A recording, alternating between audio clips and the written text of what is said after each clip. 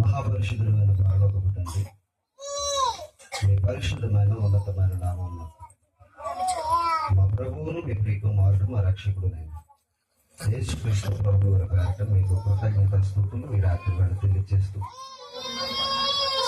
తండ్రి, బలహీనుడైన నన్ను ఈ స్థలం ముందు మీ మాటలు చెప్పడానికి నిలబెట్టినందుకు మీ స్తోత్రాలు చెల్లిస్తూ, ప్రభువా,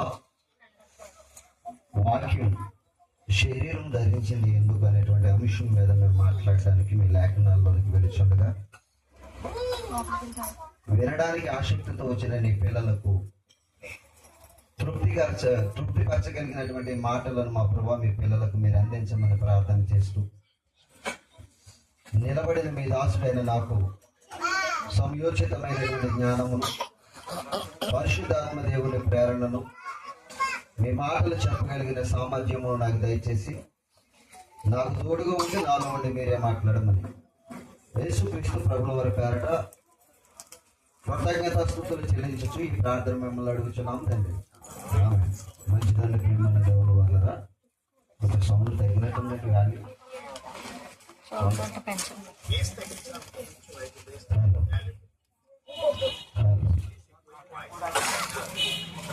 మొదటిగా తండ్రి అయిన దేవునికి యేసుక్రీస్తు ప్రభువుల వారి పేరట నా నిండు హృదయపూర్వకమైన వందనాలు తెలియజేస్తున్నాను.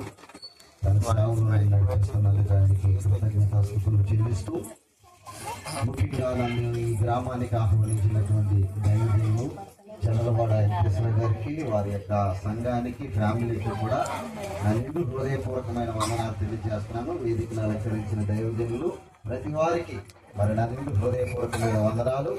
మరి ఆయా స్థలాల్లో నుంచి, ఆయా గ్రామాల్లో నుంచి వచ్చిన మీ అందరికీ నిండు హృదయపూర్వకమైన వందనాలండి. మంచిది, వాక్యంలోకి వెళ్ళిపోవడం ఆలస్యం చేయొద్దు. వాక్యం శరీరం ధరించింది ఎందుకు? బైబిల్లో ఎన్నో అద్భుతమైనటువంటి సంగతులు మనకి కనిపిస్తూ ఉంటాయి. ప్రతి సంగతిలో ఒక మంచి మాట, మంచి మర్మం ఉంటుంది. దాన్ని మనం నేర్చుకుంటే మన ఆత్మీయ జీవితానికి ఎంత మేలుకరంగా ఆ మాటలు ఉంటాయి. ప్రియమైన దేవుని వల్ల ఈ రాత్రికాల సమయంలో పరలోకములో వాక్యముగా ఉన్నటువంటి క్రీస్తు శరీరాన్ని ధరించి భూమి మీదకి రావాల్సినటువంటి కారణం ఏంటి? అసలు అవసరం ఏంటి? ఆయనే మానవ దేహాన్ని ధరించడానికి కలిగినటువంటి కారణాలు ఏంటో మనము కొన్ని సంగతుల లేఖనాల నుంచి మనము ఆలోచన చేయాలి. ప్రియమైన దేవుని వల్ల దయచేసి మనందరూ కూడా నిశ్శబ్దంగా చాలా జాగ్రత్తగా వినాలని ప్రభు పేరట మనం చేస్తూ, వెనకున్న వారు కూడా మీ శబ్దాలు మాకు వినపడకుండా ఉంటే దేవుని శబ్దం మీకు వినపడుతుంది అండి.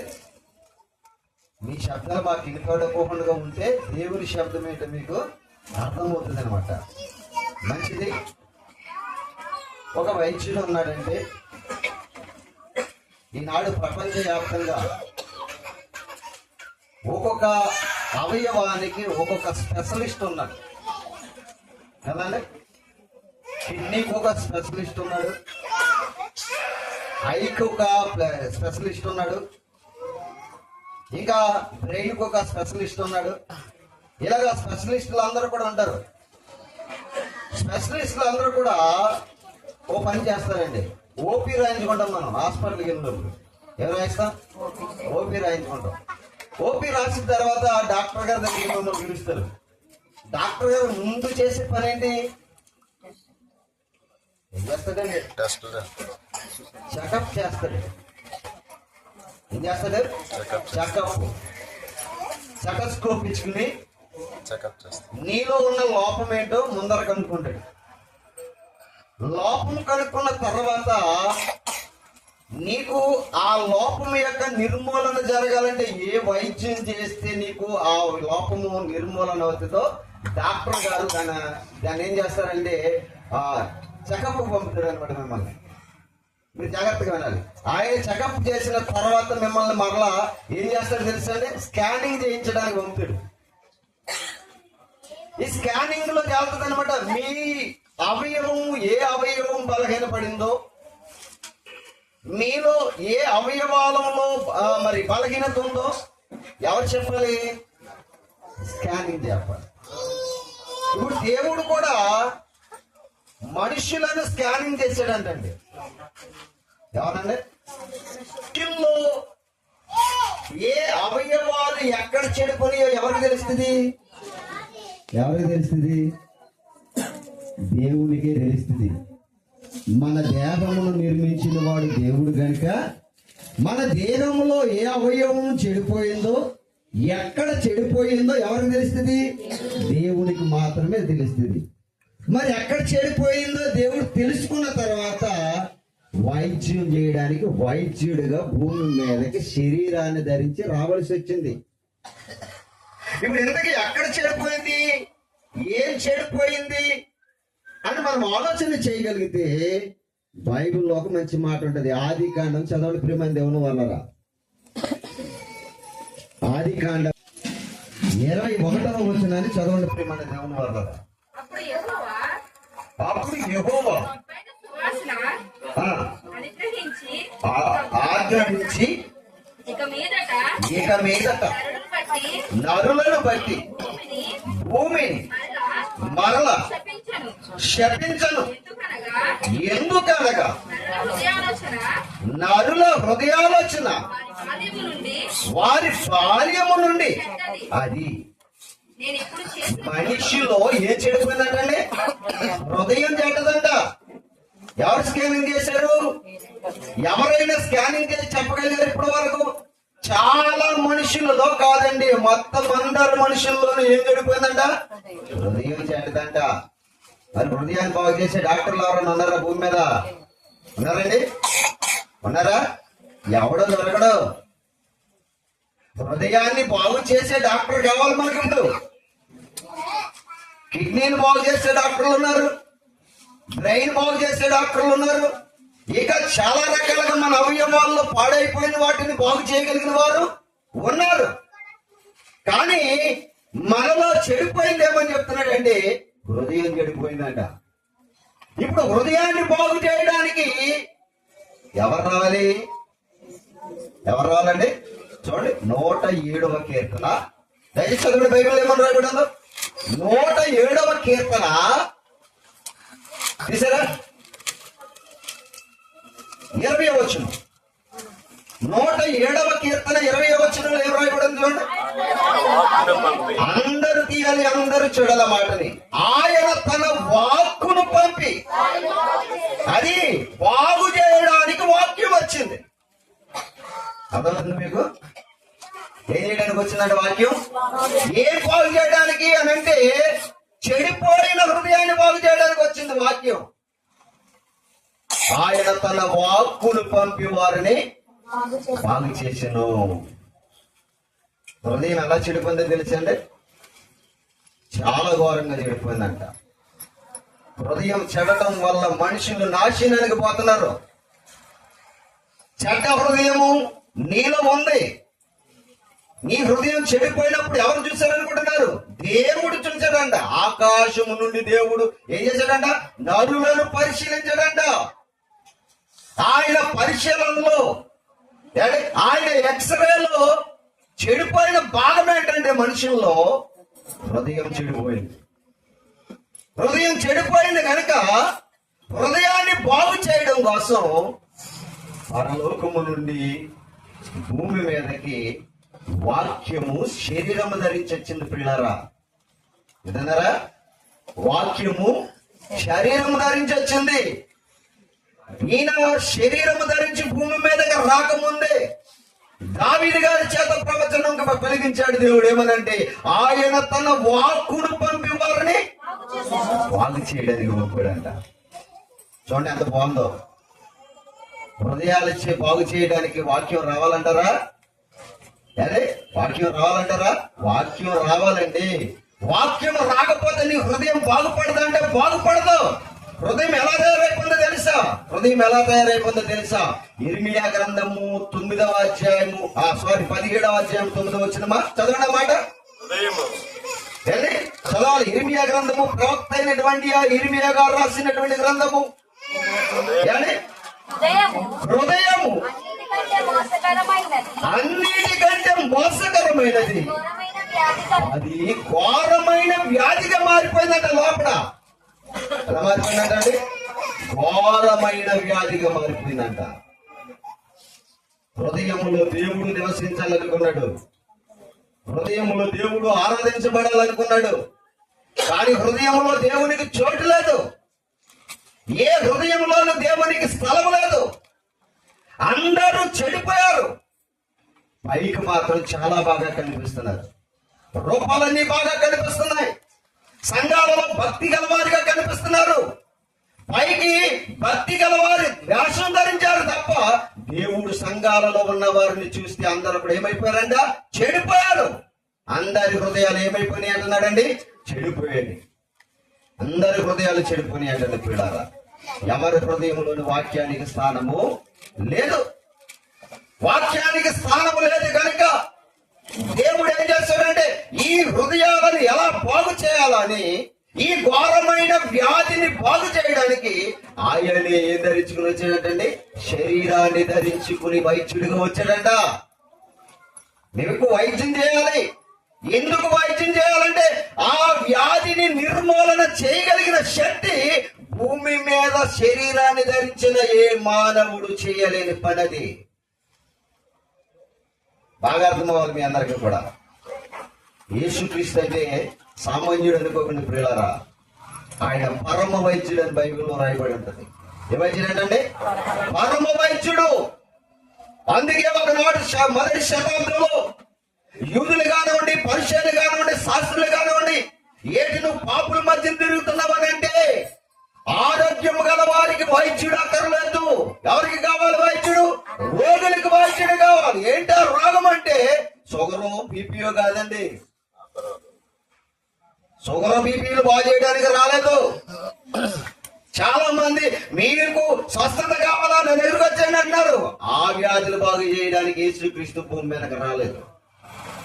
మొదటి శతాబ్దంలో కొందరిని ఆయన ప్రత్యక్షతను, ఆయన గొప్పతనాన్ని, ఆయన తండ్రి ఆయన భూమి మీదకు పంపిన సందర్భాలను సమాజానికి అర్థమవడానికి మొదటి శతాబ్దంలో కొన్ని కార్యక్రమాలు ఆయన తరపున అపోస్తులు చేయడానికి అవకాశం ఇచ్చాడు. కానీ ఆయన భూమి మీద టోటలీగా భూమి మీదకి వచ్చింది ఎందుకనంటే మనుషుల హృదయాలను బాగు చేయడానికి వచ్చాడు. అందుకే ఘోరమైన వ్యాధి కలిగిన ఈ మనుషులను బాగు చేయాలంటే మనుషులెవరు బాగు చేయాలని కనుక ఆయనే వాక్యమైన దేవుడు భూమి మీద ఎలా ధరించుకుని వచ్చాడంట? దీన శరీరాన్ని ధరించుకుని వచ్చాడంట. చూడండి, మరి వాక్యము ఎలా పనిచేస్తుందని అని మీరు అనుకుంటున్నారా? ఈ వాక్యము హృదయంలో రోగాన్ని ఎలా బాగు చేస్తుందని అని మీరు అనుకుంటున్నారా? ఎలా బాగు చేస్తుందో మీరు చూపిస్తాను. మంచి వివరాన్ని చూపిస్తాను. ఇప్పుడు మీరు చదవండి ప్రేమ దేవుని వాళ్ళరా. హెబ్రీయులకు రాసినటువంటి పత్రిక, అపోస్తలుడైనటువంటి పౌలు గారు హెబ్రీయులకు రాసినటువంటి పత్రిక 4వ అధ్యాయము 12వ వచనంలో ఏం చెప్తున్నాడు చూడండి పిల్లలు.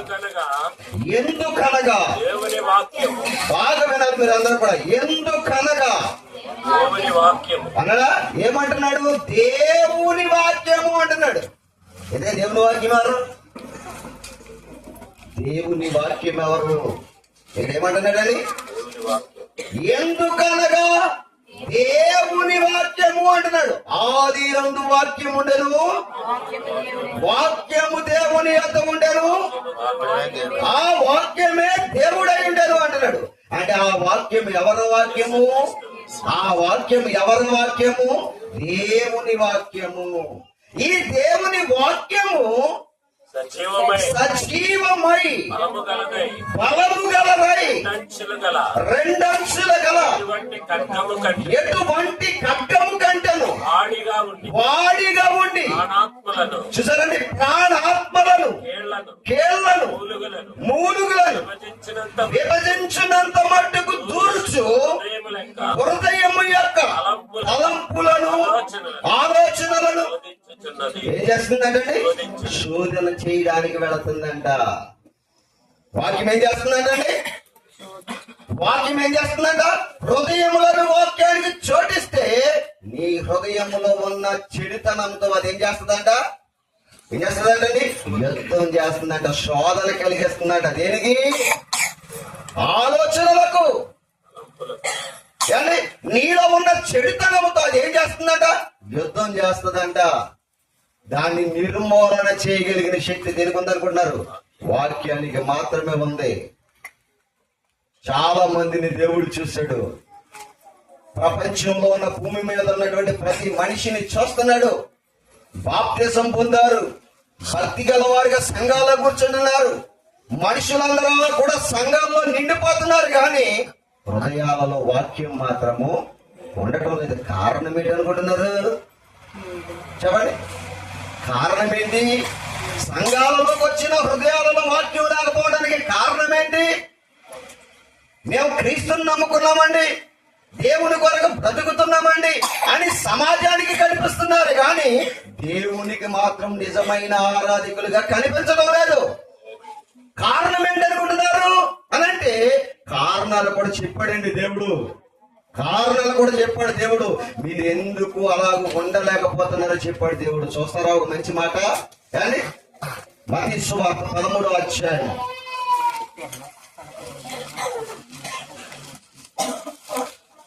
మత్తయి గారు రాసినటువంటి సువార్త 13వ అధ్యాయం.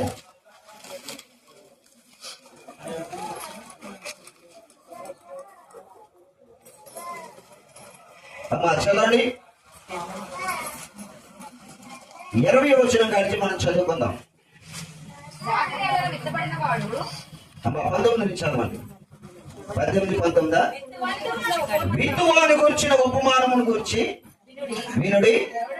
ఎవడైనను రాజ్యమును గురించిన వాక్యం వినియు గ్రహింపగా ఉండగా దుష్టుడు వచ్చి వాని హృదయములో విత్తబడిన దానిని ఎత్తుకుని పోతున్నాడంట.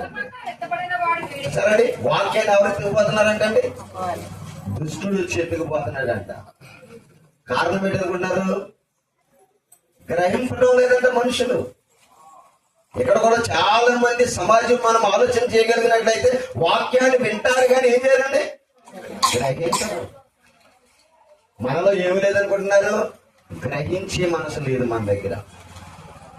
గ్రహించే మనసు లేదు. ఇక్కడ బైబిల్లో చాలా క్లారిటీగా ఏమని రాశాడంటే, కొందరేమో ధనాపేక్ష చేత ఆ ముళ్ళ కంచెల్లో పడినటువంటి విత్తనాలుగా మారిపోయినట్టు చెప్పాడు. ధనాపేక్ష, ఐకిక విచారము, ఇవన్నీ కూడా మనలో ఉండి సంఘంలోనికి వస్తున్నాం, కానీ వాక్యాన్ని ఏం చేస్తున్నాయంట? అణిచివేస్తున్నాయంట. వాక్యానికి చోటం లేదు. కారణం ఏంటంటే మనలో ఉన్నటువంటి ఆశలంటే దురాశల చేత మన హృదయం ఏమైపోతుందంట? చెడిపోతుందంట. ఈ చెడిపోయిన సమాజాన్ని బాగు చేయడానికి యేసుక్రీస్తు వారు ఏం ధరించుకుని వచ్చాడని ఉందండి? ఆయన శరీరాన్ని ధరించుకుని వచ్చాడు. ఎలా బాగు చేశాడో, ఆయన ఎందరి హృదయాలను బాగు చేశాడో ఒక సంగతిని మీకు జాగ్రత్తగా చెప్తాను. ఎందుకంటే చాలా మందిని బాగు చేశాడు, కానీ ఒక వ్యక్తిని గురించి మీకు చెప్తాను. జాగ్రత్తగా వినండి ప్రేమ దేవుని వల్ల. ఒకనాడు ఆయన హృదయాలను ఎలాగో బాగు చేయగలడో, ఆయన హృదయాలు, మనుషుల హృదయాలను బాగు చేయగలిగినటువంటి తీరు ఏంటో ఆయన సమాజానికి నేర్పాడు. లూకా గారు రాసినటువంటి సువార్త 4వ అధ్యాయంలో చెప్తారు. చూడండి మాట. లూకా గారు రాసినటువంటి సువార్త 4వ అధ్యాయం.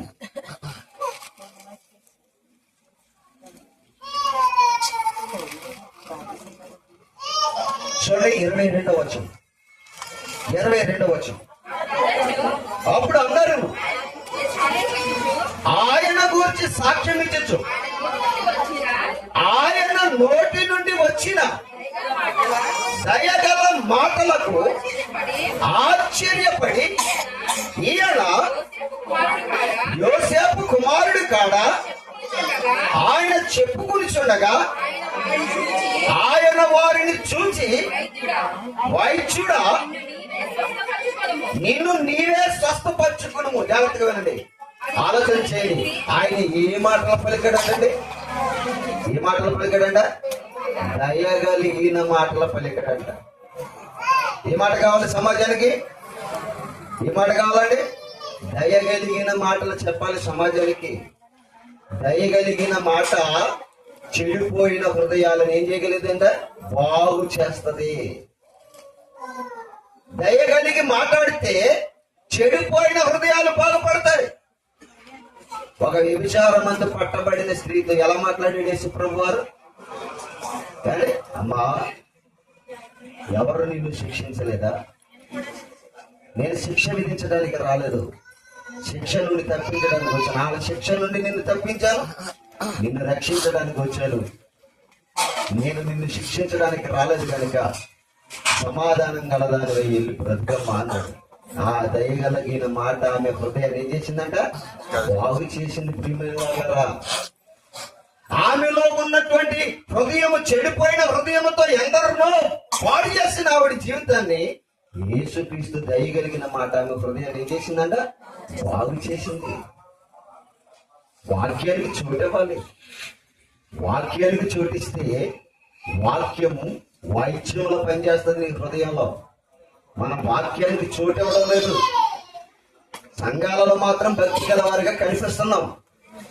అందుకనే దేవుడు చెప్తున్నాడు ప్రతి మాట, ఆయన తన వాక్కును పంపి వారిని ఏం చేశాడంట?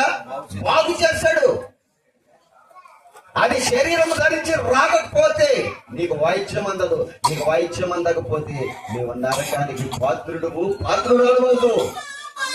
అందుకనే దేవుడు తన వాక్యము చేత మనలందరినీ కూడా బలపరచాలని ఆలోచన కలిగాడు. అందుకే ఇక్కడ సమరయ స్త్రీ దగ్గరికి వెళ్ళాడు. ఒక చోట సమరయ స్త్రీతో కూడా అంటున్నాడు, అమ్మా కొంచెం దాహం నాకు నీళ్ళు. ఆవిడ కూడా ఎందరినో పాడు చేసినటువంటి స్త్రీయే. ఆవిడ కూడా వ్యభిచార మనసు ఉన్నది. ఆమె హృదయం కూడా ఏమైపోయిందంట? చెడిపోయింది. ఆమె చెడిపోయిన హృదయమును ఆయన దయగలిగిన మాటలు చేత ఏం చేశాడంటే మార్చేసాడు, బాగు చేశాడు. బాగు చేయడం వరకు యేసుక్రీస్తు వారి శరీరం ధరించి భూమి మీదకే రావలసి వచ్చింది. ప్రేమ వాళ్ళ హృదయాలను బాగు చేయాలంటే ఇంజక్షన్లో మందులు వేస్తే బాగుపడదు. దానికి దయగల మాట కావాలి. ఆ దయగల మాటే దేవుని వాక్యం. ఈ మాటను మీరు స్వీకరిస్తే, ఈ మాటను మీరు అంగీకరిస్తే మీ హృదయాలు కూడా ఏమైపోతాయంట? బాగుపడితే. పిల్లరా, ఎందుకు బాగుపడాలండి అని మీరు అనుకుంటున్నారా? ఆ హృదయం బాగుపడటం వల్ల మాకు ప్రయోజనం ఏంటండి అని అనుకుంటున్నారా? చూడండి, బైబిల్లో మంచి మాట మీకు ఉంటది. మత్తయి గారు రాసినటువంటి సువార్త 5వ అధ్యాయంలో చూడండి. ఆ హృదయం బాగుపడితే ఏం జరుగుతుందో చెప్తున్నాడు దేవుడు. రైట్, హృదయ శుద్ధి గలవారు ధన్యుడు. అది నువ్వు దేవుణ్ణి చూడాలంటే నీ హృదయం శుద్ధి అవ్వాలి. నీ హృదయం శుద్ధి అవ్వాలంటే దేవుని వాక్యం వచ్చి నిన్ను బాగు చేయాలి. ఎంత కనెక్టింగ్ పెట్టాడు చూశాడు దేవుడు. నీ హృదయం బాగుపడాలంటే, నువ్వు దేవుణ్ణి చూడాలంటే వాక్యం నీ హృదయంలోనికి రావాలి. ఆ వాక్యము వాడి అయిన 2 అంచులు గల ఖడ్గముగా దూసుకుపోవాలి. నీ లోపల ఉన్న నీ హృదయంలో అమర్చుకున్నటువంటి ప్రతి పాపాన్ని ఖండించి బాగు చేసే శక్తి దీనికి ఉంది. ఇది శక్తి గల వాక్యం అంటే పిల్లరా. ఎలాంటి వాక్యం అంట? బైబిల్ ఏమని చెప్తుంది అనుకుంటున్నారు? చదవండి, యాకోబు రాసిన పత్రిక 1వ అధ్యాయం 21వ వచనంలో ఏమని రాయబడిందో చూడండి. యాకోబు గారు రాసినటువంటి పత్రిక 1వ అధ్యాయం 21వ వచనంలో, అందుచేత సమస్త కల్మషమును, విర్రవీగుచున్న దుష్టత్వమును మాని లోపల నాటబడిన మీ ఆత్మను రక్షించుటకు శక్తి గల వాక్యం అంటున్నారు. చూడండి, శక్తి గల వాక్యమును సాత్వికముతో అంగీకరించాలంట. సాత్వికంతో అంగీకరించాలంట. మనుషుల్లో ఏమి లేదు, సాత్వికము లేదు. వాక్యం వింటున్నారంటే సాత్వికంతో అంగీకరిస్తే సమస్త కల్మాషాన్ని, విర్రవీగుచున్న దుష్టత్వాన్ని పోరాడి నీ హృదయాన్ని బాగు చేయగలిగిన శక్తి వాక్యానికి ఉంది. నీ ఆత్మను రక్షించగలిగిన శక్తి వాక్యానికి ఉంది. ఈ వాక్యము నీలో ప్రవేశించాలి. ఇది ప్రవేశించకపోతే నీ జీవితానికి బాగు అనేటువంటిది దొరకదు. బైబిల్ అంత బాగా చెప్తుందండి, చాలా బాగా చెప్తుంది. ప్రియమైన దేవుని వల్ల ఏం చెప్పింది మనలో? ఏం చెప్పిందంటే మరి ఎవరికి తెలిసింది? దేవుడు చెప్పే వారికి ఎవరికైనా తెలిసిందా? ఎవరికి తెలియలేదు. ఎందుకంటే నీ దేహాన్ని, నీ దేహంలో ఉన్న అవయవాలను నిర్మాణకుడు ఆయన కనుక. అండి, కారు తయారు చేసిన వాడికి కారులో ఏ పార్ట్ పోయిందో ఆడికే తెలుస్తుంది, శబ్దాన్ని బట్టి చెప్పేస్తాడు. అని మోటార్ సైకిల్ తయారు చేసిన వాడు శబ్దాన్ని బట్టి అది ఎక్కడ పోయిందో చెప్తాడు. మెకానిక్ దగ్గర తీసుకెళ్తే పలాన్ని పోయింది అని అంటాడు, ట్రైన్కి వెళ్తాడు. మనిషి ఎక్కడ చెడిపోయాడు, ఎలా చెడిపోయాడు ఎవరు కావాలి? భూమి మీద ఎవడు చెప్పలేకపోయాడండి. అందుకే దేవుడు చెప్పాడు కనుక దేవుడు చెప్పినప్పుడు ఆ తండ్రి అయిన దేవుడు అలా చెప్తున్నప్పుడు కుమారుడైన క్రీస్తు అంటున్నాడు, నాన్న వైద్యుడిగా నేను భూమి మీదకి వెళతాను శరీరాన్ని ధరించుకుని, ప్రతి హృదయాన్ని కూడా బాగు చేస్తాను. నువ్వు నిన్ను చూడలేనటువంటి ఆ స్థితిలో నుంచి, ఆ అంధత్వంలో నుంచి వారిని నేను బాగు చేస్తాను తండ్రి అని చెప్పేసి శరీరాన్ని ధరించుకుని వచ్చింది భూమి మీదకి వాక్యం. అర్థమైందని ప్రియమైన దేవుని వల్ల బాగా ఆలోచించాలి. వాక్యం అంటే సామాన్యమైనది కాదు ప్రియమైన దేవుని వల్ల. ఈ వాక్యాన్ని కానీ యేసుక్రీస్తుని కానీ ఎంతో చులకనగా లెక్కేస్తుంది నాటి సమాజం. వాక్యం అంటే బలము గలది, వాక్యం అంటే శక్తి గలది, వాక్యం అంటే బాగు చేసేది. వాక్యానికి నువ్వు అవకాశం ఇస్తే నీ జీవితమే బాగుపడిపోద్ది. దానికి అంటే ప్రత్యక్షంగా మన ముందు ఉంచబడినటువంటి వారు ఎవరనంటే ఒక సమరయ స్త్రీ, ఒక వ్యభిచారం మందు పట్టబడిన స్త్రీ. చూసారా, వారి జీవితాన్ని బాగు చేయలేదా దేవుడు?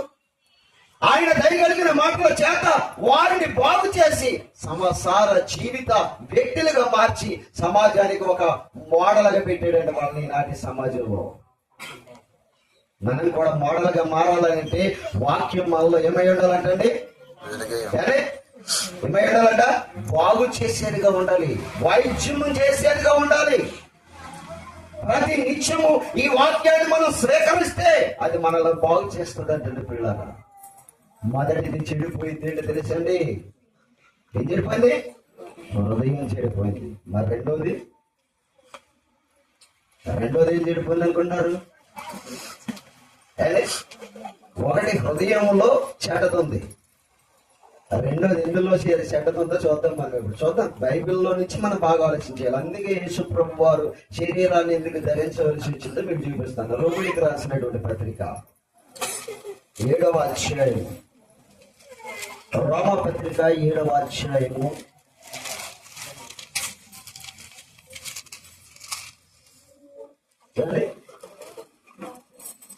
18వ వచనం. రోమా పత్రిక 7వ అధ్యాయము 18వ వచనం. నాయందు, చూసారా ఎంత క్లారిటీగా చెప్తున్నాడు, చూసారా? నాయందు అనగా నా శరీరమందు, ఇది కూడా మంచిది కాదంట. హృదయం ఒకటే కాదు, రెండోది ఏం లేదంటే శరీరమందు మంచిదేది కూడా, అసలు శరీరంలో ఏది కూడా మంచిది నివసించుకోలేదంట. మొదటిది హృదయం చెడిపోయింది చూసాం.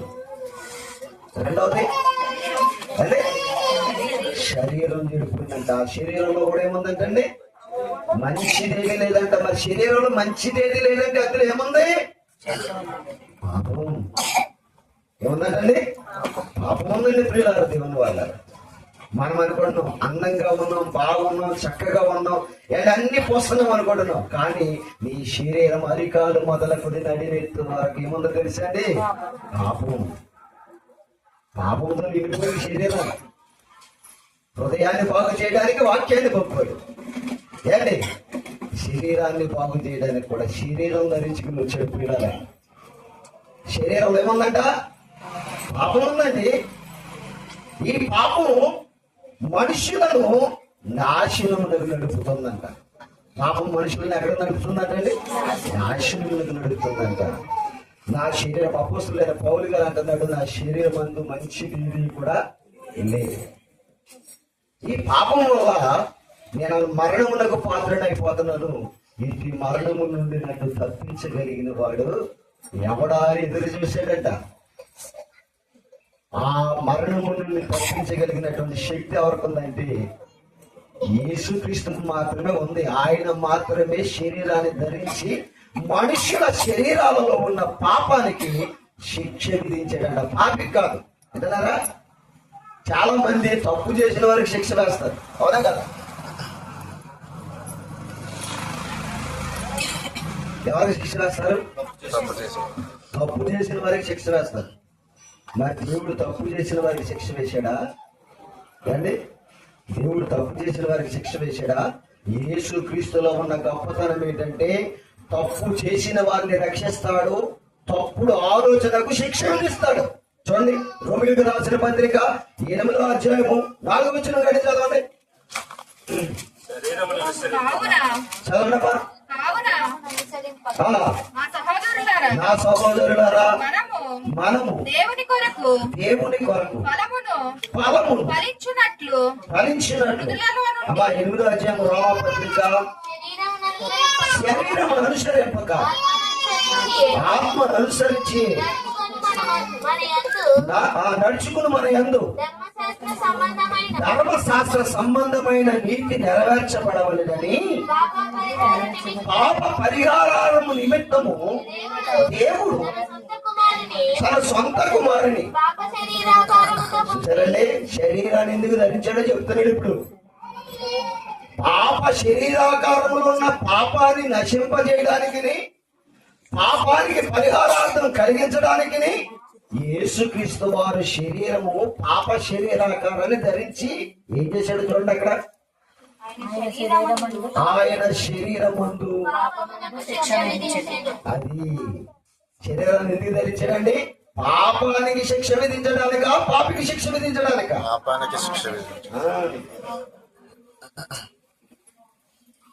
ఎంత బాగా రాశాడు చూడండి.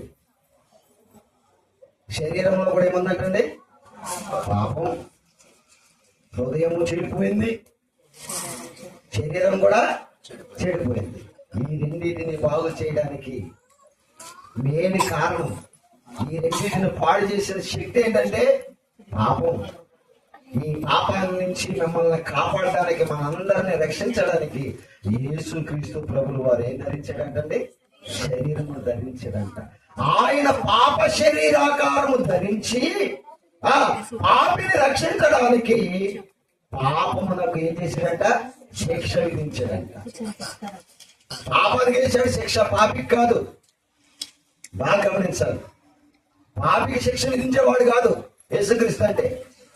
చాలా మంది అంటారండి, చాలా మంది చెప్పే మాటలు ఏంటంటే తప్పు చేసిన వాడిని శిక్ష విధించాలి, నీతిమంతులను రక్షించాలని చెప్తారు సలహాలు. యేసుక్రీస్తుది అలాంటి ప్రేమ కాదండి పిల్లరా.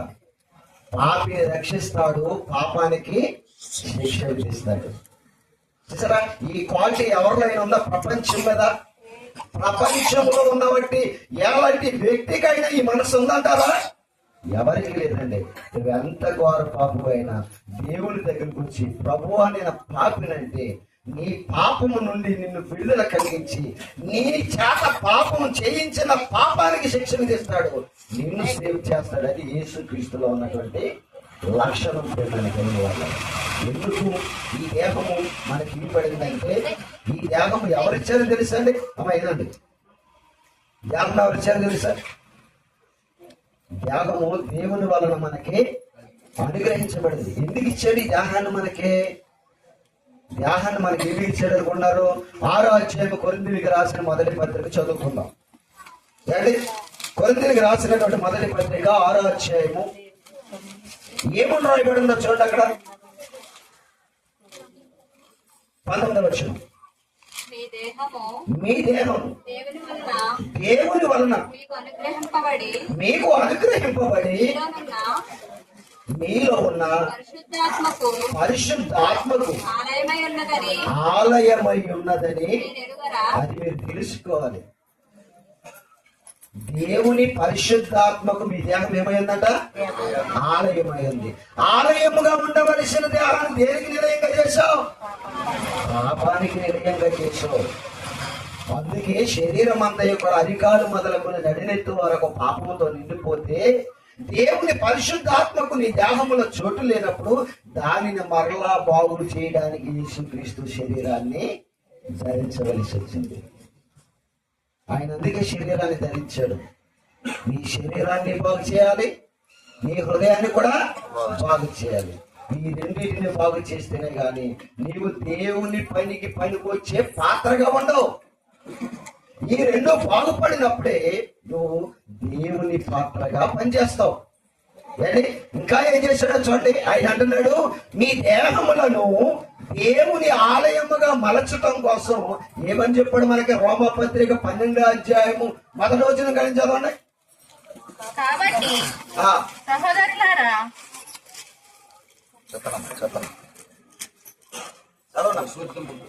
పరిశుద్ధమును కాబట్టి సహోదరులారా, పరిశుద్ధమును దేవునికి అనుకూలమును అయిన సజీవ యాగముగా మీ శరీరములను ఆయనకి ఏం చేయాలంటమ్మా?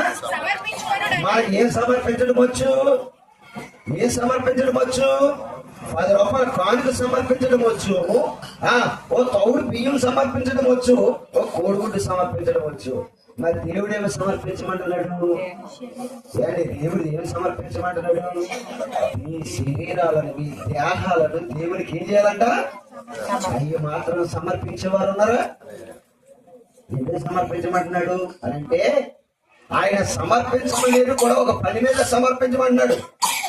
ఎందుకు సమర్పించమంటున్నాడు బైబిల్లో చెప్పాడు. మీ దేహములను దేవునికి అలా సమర్పించాలంట? సజీవ యాగముగా సమర్పించండి. ఎందుకు తెలుసా? ఎందుకు సమర్పించమన్నాడు తెలుసు మీకు? దానికి కూడా ఒక అద్భుతమైనటువంటి సందర్భాన్ని రాశాడు. ఫిలిప్పీలకు రాసిన పత్రిక చూడండి. ఎందుకు రాశాడో మీకు చెప్తాను. ఫిలిప్పీలకు రాసినటువంటి పత్రిక చూద్దామా ఆ మాట? ఫిలిప్పీలకు రాసినటువంటి పత్రిక 3వ అధ్యాయము 21వ వచనం.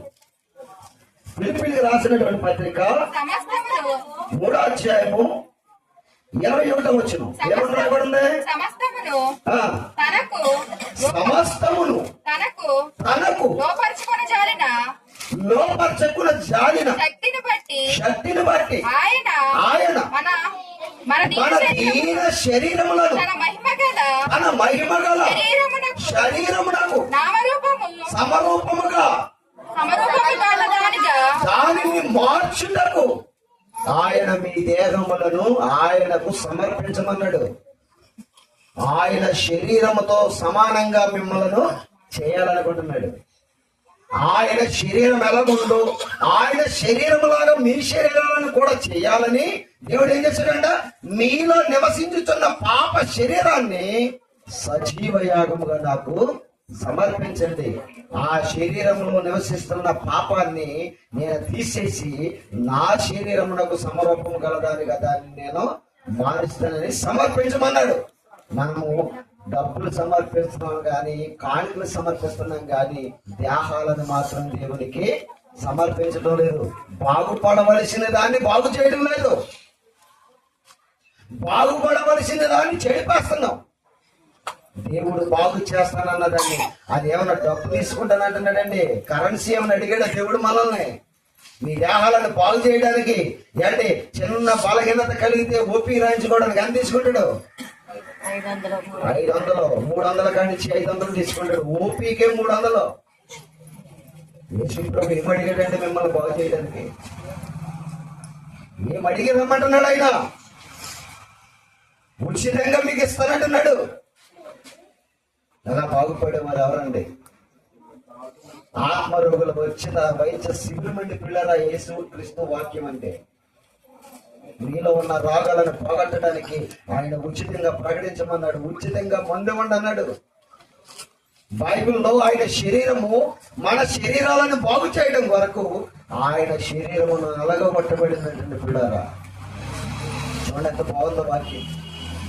ఏంటి ఈ రీతిగా మనం స్వీకరిస్తున్నామా దేవుణ్ణి? ఈ రీతిగా మనం దేవుని అంగీకరించగలుగుతున్నామా? ఆయన ఏదో మరి బలహీనుడైనట్టు, ఆయన ఏదో ఆహారానికి లేనివాడుగా మనం ఆయన లెక్కేస్తాం. ఆయనంతా కూడా మన మీద కోసం ఆలోచన చేస్తున్నాడు. చూడండి ఎంత బాగుంటుంది వాక్యం. యోహాను సువార్త 1వ అధ్యాయం, యోహాను సువార్త 1వ అధ్యాయం 14వ వచనం. ఆ వాక్యము శరీరధారి అయి సత్య సంపూర్ణుడుగా కృప సత్య సంపూర్ణుడుగా మన మధ్య ఏం చేసిందంటండి? నివసించను. ఏం చేయడానికి? కృపనివ్వడానికి, సత్యాన్ని పంచడానికి, మనలను సంపూర్ణులుగా చేయడానికి. 3 పాయింట్లు ఉన్నాయి అక్కడ చూడండి. ఏమని రాయబడింది చూడండి అక్కడ. ఆ వాక్యము చూడండి, శరీరధారి అయి కృప సత్య సంపూర్ణుడిగా మన మధ్యలో నివాసం చేసిరంట. ఈ వాక్యం ఎవరనుకుంటున్నారు? మొదటి వచ్చిన వెళ్ళిపోండి. ఆది అందు వాక్యం ఉండేది, వాక్యము దేవుని వద్ద ఉండేది, వాక్యము దేవుడై ఉండేను. ఇప్పుడు ఈ వాక్యం మనలో ఉంటే ఎవరున్నట్టు? మనకి దేవుడు ఉన్నట్టు. దేవుడు అంటే ఎవరున్నట్టు చెప్పనా? ఏంటి? ఫ్యామిలీ డాక్టర్ ఉంటాడు మనకి. కొంతమందికి బాగా ఏంటి ఉన్నవారు ఏం చేస్తారంటే ఒక్కొక్క ఫ్యామిలీ డాక్టర్ని పెట్టుకుంటూ ఉంటారు. దేవుడి వాక్యం మనలో ఉంటే ఫ్యామిలీ డాక్టర్ ఉన్నట్టేనండి. మనల్ని బాగు చేయడానికి ఏ బలహీనత వచ్చినా మనం ఏం చేస్తారండి? ఫోన్ నెంబర్ కొట్టేసి అయ్యగారు ఈ బలహీనత ఉందా రండి అని చెప్పేసి ఫ్యామిలీ డాక్టర్కి ఫోన్ చేస్తాం. మనం ఫోన్ చేయక్కర్లేదండి. వాక్యం మన దగ్గర ఉంటే ఈ ఫ్యామిలీ డాక్టర్ మనతోటే ఉంటాడు. ఈ వాక్యం మనల్ని ఏం చేస్తుందంట? బాగు చేస్తుంది. ఈ వాక్యానికి ఇంకో శక్తి మన తెలుసా? కీర్తన గ్రంథము 119వ కీర్తన 50వ వచనం. కీర్తన గ్రంథము 119వ కీర్తన 50వ వచనం.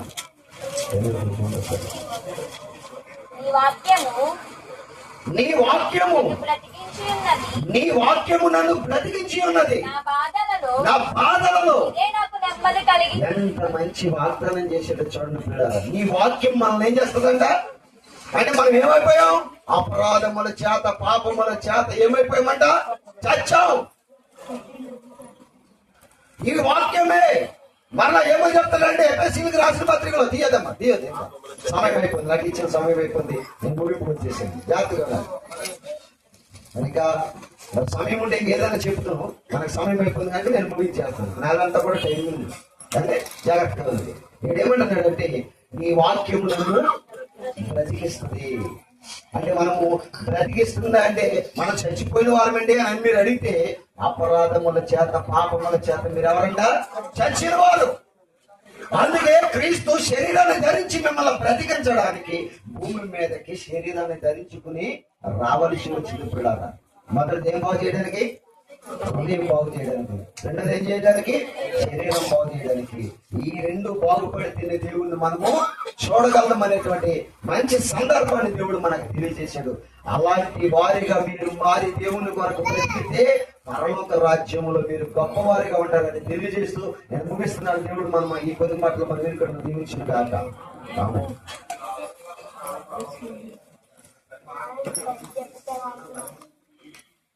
మంచిదండి. మరి ఇంతవరకు